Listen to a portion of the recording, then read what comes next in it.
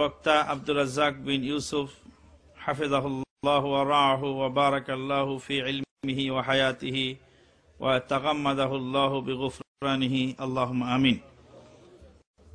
উনি মঞ্চে আসার আগেই বা ওনার আলোচনার আগে আমি সংক্ষেপে কয়েকটি কথা বলবো। আমি আমার উদ্বোধনী ভাষণে আমি বলেছিলাম যে ওখানে একটি বিরাট অনুষ্ঠান হচ্ছে, ওখানে কয়েক লক্ষ মানুষ, তাই না? তো ওই কয়েক লক্ষ মানুষের ওখানে আমরা না মিশে গিয়ে আমরা এখানে আবার আলাদা একটা ছোট অনুষ্ঠান করলাম, এর কারণ কি? এটা একটা প্রশ্ন না?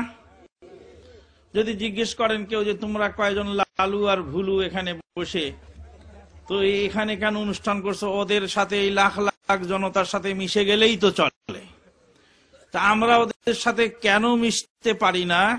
সে প্রসঙ্গে 11টি কথা বলবো আমি ইনশাআল্লাহ। কয়টি কথা বলবো? 11টি কথা। 11টি কথা 11 মিনিটের মধ্যে বলার চেষ্টা করব, যদি একটু বেশি হয়ে যায় মাফ করবেন।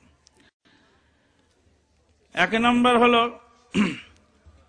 তাদেরকে যদি আমরা জিজ্ঞেস করি যে তাবলীগ জামাতের প্রতিষ্ঠাতা কে, তারা সরাসরি উত্তর দিবেন যে তাবলীগ জামাতের প্রতিষ্ঠাতা ইলিয়াস রহমাতুল্লাহ আলাইহি। কিন্তু আল্লাহ পাক বলছেন ইয়া আইয়ুহার রাসূল বাল্লিগ মা উনজিলা ইলাইকা মির রাব্বিক, হে রাসূল আপনি আপনার রবের পক্ষ থেকে যা নাজিল হয়েছে তা পৌঁছিয়ে দিন, তার তাবলীগ করুন। ফাইল্লাম তাফআল ফামা বাল্লাগতা রিসালাতাহু, আপনি যদি তাবলীগ না করেন তাহলে রিসালাতের দায়িত্ব আপনি পালন করলেন না। তো আল্লাহ বলছেন তাবলীগ জামাত শুরু করে গেছেন নবী মুহাম্মদুর রাসূলুল্লাহ সাল্লাল্লাহু আলাইহি ওয়াসাল্লাম, আর ওনারা বলছেন তাবলীগ জামাতের প্রতিষ্ঠাতা ইলিয়াস রহমাতুল্লাহ। মারাত্মক ভুল হয়ে গেল। 2 নম্বর হলো, তাবলীগ মানে প্রচার। কিসের প্রচার করতে হবে? ওনারা বলবেন যে তাবলীগী নেসাবের প্রচার করতে হবে। আর আল্লাহ পাক বলছেন ফাযাক্কির বিল কুরআনি মান ইয়াখাফু ওয়াঈদ, তোমরা কোরআন দ্বারা নসিহত করো যে পরকালকে বা আল্লাহর শাস্তিকে ভয় করে। তাবলীগী নেসাব প্রচার করা জরুরি নয়, বা সেটা ইসলামী বিধিবদ্ধ নয়। 3 নাম্বার, কার সন্তুষ্টির জন্য আমরা তাবলীগ করব? তাবলীগী নেসাব কিতাবখানা খুললে তার ভূমিকায় দেখতে পাবেন লেখা আছে মাওলানা ইলিয়াস রহমাতুল্লাহ আলাইহি আমাকে দ্বীনে তাবলীগের উপরে একটি বই লেখার নির্দেশ দেন। আজকে গিয়ে আপনারা বাড়িতে গিয়ে তাবলীগী নেসাবের বই খুলবেন, খুলে দেখবেন লেখা আছে মাওলানা ইলিয়াস রহমাতুল্লাহ আলাইহি আমাকে তাবলীগে নেসাবের উপরে একটি বই লেখার জন্য নির্দেশ দেন। এত বড় বুজুর্গের সন্তুষ্টি বিধান আমার পরকালের নাজাতের ওসিলা হইবে মনে করিয়া আমি এ কাজে সচেষ্ট হইলাম। এই কথাটা যদি শিরিক না হয়, এতে দুনিয়াতে আর শিরিক খুঁজে পাওয়া যাবে না। তা আমরা আল্লাহর দ্বীনের কাজ করি আল্লাহর রেজামন্দির জন্য, আর ওনারা কাজ করেন বুজুর্গের সন্তুষ্টির জন্য। বুজুর্গের সন্তুষ্টি জরুরি। মুসলিম শরীফের হাদিসে আসছে 3 ব্যক্তিকে দিয়ে আল্লাহ পাক জাহান্নাম উদ্বোধন করবেন, তার মধ্যে ওই ব্যক্তি যে ব্যক্তি মানুষকে সন্তুষ্টি করার জন্য আল্লাহর দ্বীনের কাজ করেছিল। 4 নাম্বার হলো, তাবলীগের উসুল কয়টি হবে? আল্লাহর নবী এবং আল্লাহ দিয়েছেন ইসলামের বুনিয়াদ 5টি, ইমানের বুনিয়াদ 6টি। ওনারা তাবলীগের উসুল লিখেছেন 6টি, তার মধ্যে কালেমা নামাজ 2টা রেখেছেন। তারপরে বাকিগুলি কি করছেন? নিজেরা সংযোজন করছেন, কালেমা, নামাজ, ইলম ও জিকির, ইকরামুল মুসলিমিন, সহিহ নিয়ত, তাবলীগ। কালেমার নামাজটা ঠিক আছে, আর বাকি যাকাত, হজ, রোজা এগুলি সব কি করছে? উসুল থেকে আউট করছে। তো উসুল নতুন করে বানানোর অধিকার তোমাকে কে দিল? এরপরে কালেমার অর্থ বলছে কিছু থেকে কিছু হয় না, যা কিছু হয় আল্লাহ থেকে হয়। কোন তরিকায় শান্তি নাই নবীর তরিকা ব্যতীত। তরিকা মানছে ইলিয়াসের, আর বয়ান করছে কোন তরিকায় শান্তি নাই নবীর তরিকা ব্যতীত। আর বলছেন কিছু থেকে কিছু হয় না, যা কিছু হয় আল্লাহ থেকে হয়। একদিন একজনকে জিজ্ঞেস করলাম চুরি হয় কার থেকে? বলে চুরি তো চোরেই করে। তো চুরি যদি চোরেই করে, তো তাহলে আপনি বলছেন যে কিছু থেকে কিছু হয় না, কোনো কিছু থেকে কোনো কিছু হয় না, যা কিছু হয় আল্লাহ থেকে হয়। এটা হলো জাবরিয়া মতবাদ। এটা কি মতবাদ? জাবরিয়া মতবাদ। এই জাবরিয়া মতবাদের লোকেরা ওমর ইবনে খাত্তাবের আমলে চুরি করেছিল। চুরি করার পরে যখন হাত কেটে দেওয়ার অর্ডার হয়ে গেল, তখন তারা বলছেন যে নাহনু সারাকনা বিকাদারিল্লাহি ইয়া আমিরাল মুমিনিন, আল্লাহর তকদিরে লেখা ছিল তাই আমরা তা চুরি করেছি, তো আমাদের হাত কাটবেন কেন? ওমর ইবনে খাত্তাব বললেন নাহনু কাতানা আইদিকুম বিকাদারিল্লাহি আয়দা, তোমার তাকদিরে লেখা ছিল চুরি করা তাই তুমি চুরি করেছো, আর আমার তাকদিরে লেখা আছে তোমার হাত কেটে নেওয়া তাই আমিও হাত কেটে নিলাম। অতএব জাবরিয়া মতবাদ তারা প্রচার করছে, ওই জন্য আমরা তাদের সাথে মিলতে পারছি না। উনি ওই নেশাব পড়ে শোনাচ্ছেন, আর আমি মদিনা থেকে পড়ে আসছি, তো আমাকে ওই নেশাবই পড়তে লাগিয়ে দিবে। তো কাজে আলেম থাকা আর না থাকার কোনো ভ্যালু নেই। 8 নাম্বার, দাওয়াত কোন দিকে হবে? ওখানে আল্লাহ পাক বলছেন উদউ ইলা সাবিলি রাব্বিকা, তোমার রবের পথে ডাকো। কোন দলের পথে ডাকা যাবে না, কিন্তু তারা দলের পক্ষে ডাকছে। 9 নাম্বার হলো সবচেয়ে দুঃখজনক, তাহলেই ইসলাম ও মুসলমানদের জিহাদি স্পিরিটকে নস্যাৎ করার জন্য যেমন ব্রিটিশ সরকার গোলাম আহমদ কাদিয়ানীকে খাড়া করে দিয়ে গেছে, অনুরূপ ভাবে এদেরকে খাড়া করা হয়েছে মুসলমানদের জাজবা এবং জিহাদি স্পিরিটকে নস্যাৎ করার জন্য। তার জ্বলন্ত প্রমাণ হলো পৃথিবীর এমন কোন দেশ নাই যে দেশে যেতে তাদেরকে ভিসা দেওয়া হয়, এমনকি খোদ ইসরায়েলেও তাদেরকে যাওয়ার অনুমতি দেওয়া হয়।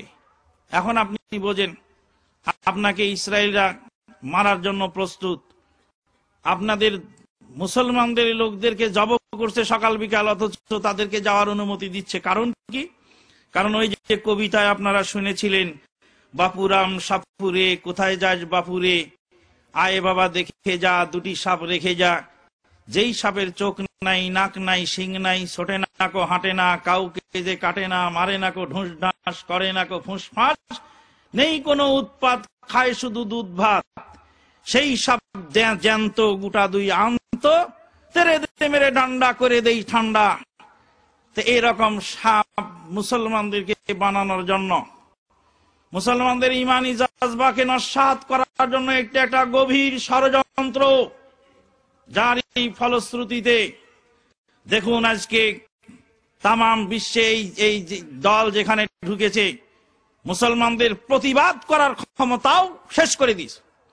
একজন মুসলমানকে যদি কুত্তা পিটিয়ে যদি রাস্তার মধ্যে হত্যা করা হয়, তো ওরা সুবহানাল্লাহ পড়তে থাকবে, যে লাঠিও ধরবে না, প্রতিবাদও করবে না। একজন লোক যদি না খেয়ে মরেও যায়, তবুও তাকে 1 টাকা ভাঙিয়ে খেলে 7 লাখ টাকার সওয়াব, তো কোন দুঃখে দান করবে? দান করা তো দরকার নেই। বন্ধুগণ,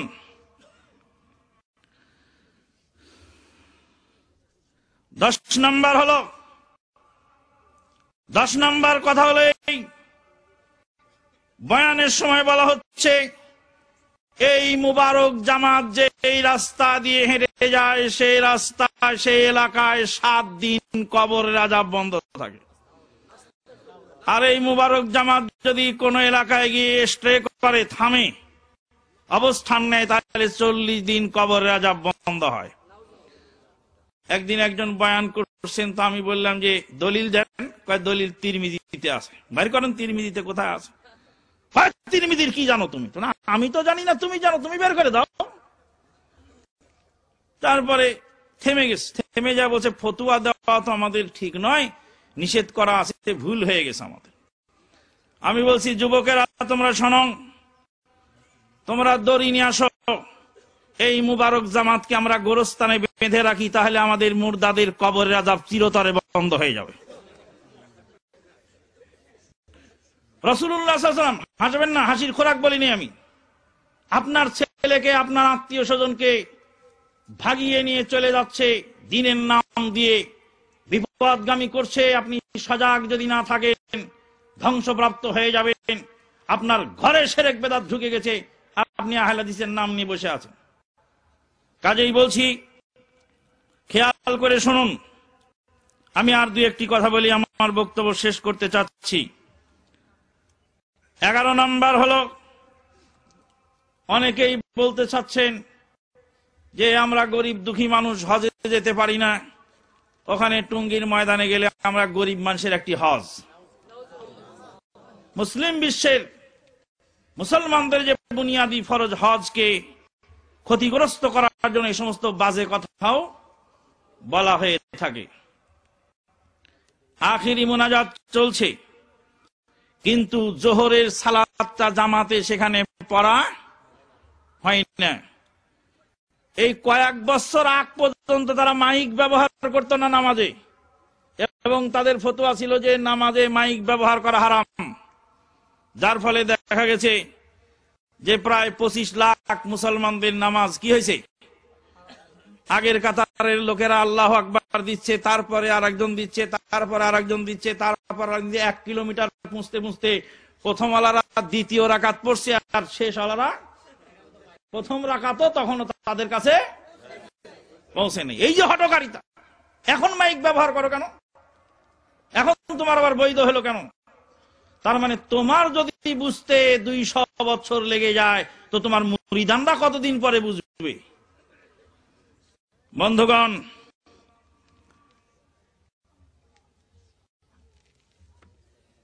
অনেক কথা ছিল, বলতে গেলে অনেক দেরি হয়ে যাবে, আমি দেরি করব না। তবে শেষ কথা হলো এই, এখন প্রশ্ন হবে, তাহলে এত লোক এই কাজে যায় কেন? এটা একটা প্রশ্ন না? এত লোক, তুমি লালু ভুলু, তোমার আবার কয় পয়সা দাম, তুমি আমানুল্লাহ মাদানী, তুমি এত বাজে কথা বলো কেন? তুমি এরকম একটা দল খাড়া করো না কেন? লক্ষ লক্ষ জনতা সারা বিশ্ব থেকে আসতে, তারা কি ভুল করে নাকি? তার দলিল জাহাঙ্গীর আলম ইসলাহির বক্তৃতার মধ্যে হয়ে গেছে। জাহাঙ্গীর আলম ইসলাহি কি বলেছেন? হাসরের মাঠে কয় লাখ লোক হবে বলেন? কত লাখ? কত কোটি মানুষ হাসরের মাঠে হবে তা আমরা জানি না। এত কোটি লোক মিলে সুপারিশের জন্য কার কাছে যাবেন? প্রথম কার কাছে যাবেন? আদম আলাইহিস সালামের কাছে যাবেন। এত কোটি কোটি লোক মিলে সুপারিশ চাওয়ার জন্য আদম আলাইহিস সালামের কাছে যাবেন। বুঝা গেল তাদের টার্গেট ভুল হয়ে গেল। এত লোক মিলে যাকে সুপারিশকারী নির্বাচন করলেন, তিনি সুপারিশ করতে পারলেন না। তাহলে এত কোটি লোকের নির্বাচন, এত কোটি লোকের সিদ্ধান্ত ভুল হতে